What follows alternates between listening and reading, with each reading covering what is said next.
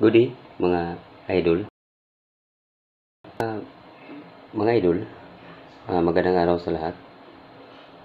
May survey tayo na nakita sa FB page na Bicol Research and Survey Group.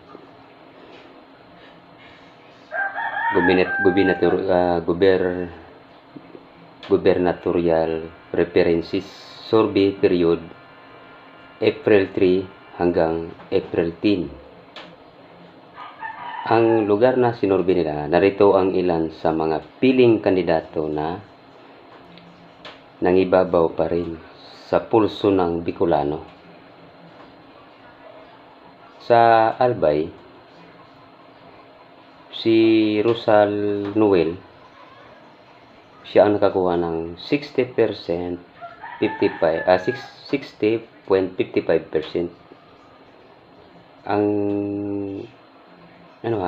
tapos sa Camarines Norte naman, Dong Padilla 74.78%. Pagdating naman sa Camarines Sur, Camsor, LG El Rey Villapuerte, grabe to, 85.56%. Grabe ha. Pagdating sa Catanduanes, Asan sa Patrick Alain, 55%, 55.85%. Tapos kay Masbate, sa Masbate, Richard Ko 51%. Pagdating sa Sorsogon, Hamor Buboy 70.76%.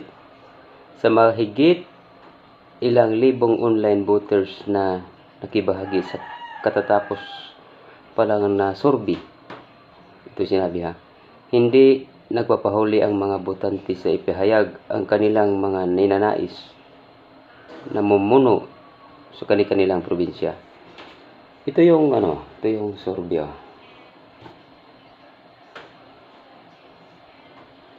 Yung survey na to. Yan. Dito sa sa Albay, ang naglalaban-laban sa Albay, bali tatlo sila. Ang nangunguna, Rosal Noel PDP Laban, 60.55%. Tapos sinundan siya ni Salcida Joey Lakas, 38.93%. Tapos sinundan sila sa pangatlong kandidato na si Sara Rosaler Jr. Independent, 52% lang.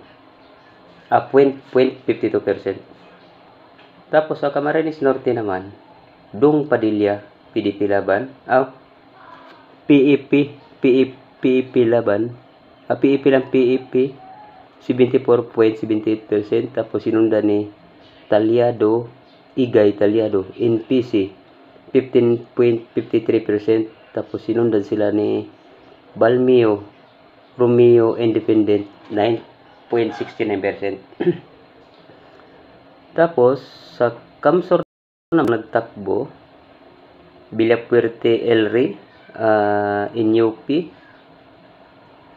55.56%. Tapos sinundan ni Bong Rodriguez NPC, 7.31%. Tapos balas pa na survey, yung makikita na dito sa FB. Yung sa Catanduanes, Asan sa Patrick Alain, 55.85%. Tapos sinundan siya ni Kuwa Busti Lakas, 40.85%. Tapos sinundan ni Rodolfo Oliver Independent, 2.31%. Tapos sinundan sila ni Alberto Make Independent din, 0.99%. Hindi na kasi makita yung survey ng Sorsogon at saka sa Masbate, o kasi maiksi yung Pero ito mga idol, survey lang to sa panahon na pagpangangapan niya.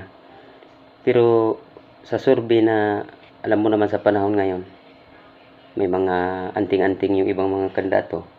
Baka magbabago pa yan.